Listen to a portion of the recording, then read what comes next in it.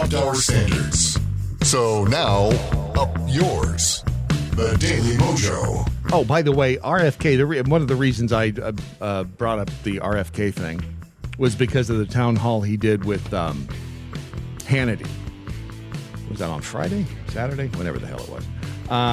And he said some things, RFK Jr. said some things about Ukraine that I had not, I guess I'd heard him before, but I'd never put them together in this order.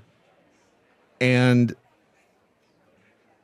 see if you think this makes sense regarding Ukraine and why we're there. This is his discussion during the town hall with Sean Hannity. And you never trust the guy on the other side. You use language art, and you use the design of agreements. So Ukraine, to appease Putin, who I think is evil, they've already given up Crimea. It was annexed. So what? Now they have to give up the Donbass area?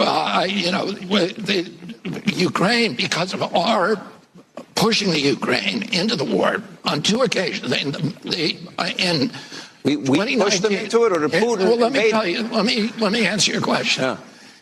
In 2019, France, Germany, and Russia all agreed to the Minsk Accords.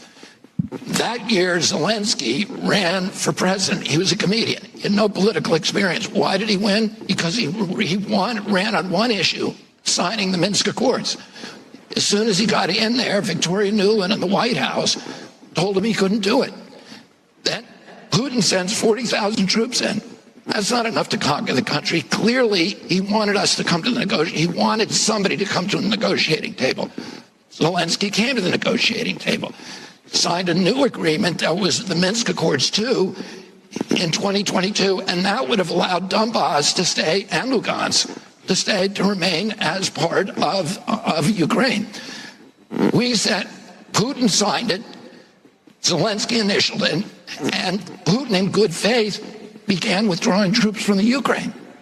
What happened? We sent Boris Johnson over there to torpedo it because we don't want peace we want the war with Russia. What? Wow. I know. I've never heard it said so succinctly. We sent Johnson over there to harpoon this thing. What's the show on? Oh gosh, the Hulu. It's the chick is the ambassador. She becomes the ambassador to the diplomat. England. The diplomat. Yeah. Isn't that? I mean, Carrie Russell. Yeah, Carrie Russell. Is that her name? Yeah. Yeah. Wasn't that kind of the same thing that was going on in that show? I think so. But I mean, right. This is just stuff that you don't ever hear. And God bless RFK Jr.